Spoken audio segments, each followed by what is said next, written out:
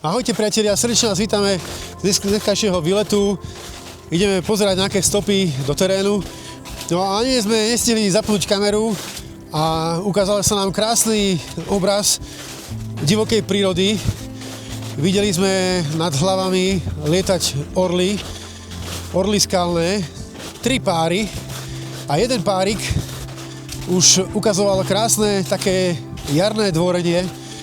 Predvádzal sa pred svojou samicou, proste dvoril jej. Dvorenie orla skalného je jedinečné v tom, že vidíte krásne vývrtky, špirály.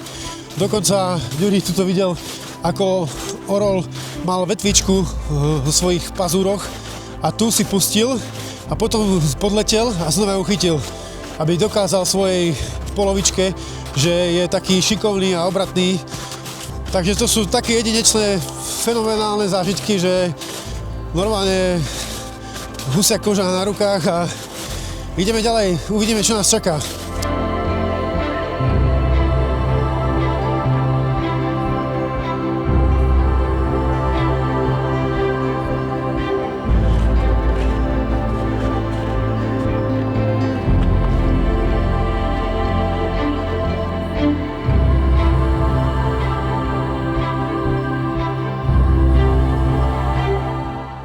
Tak, troška sme sa vzdialili od miesta, kde sme pozorovali orly skalné.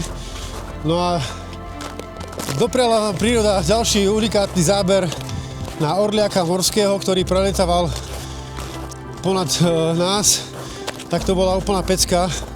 Bol síce ďaleko, ale podarilo sa nám to zachytiť, takže to sú fakt dneska jedinečné momenty a fakt je to úžasné.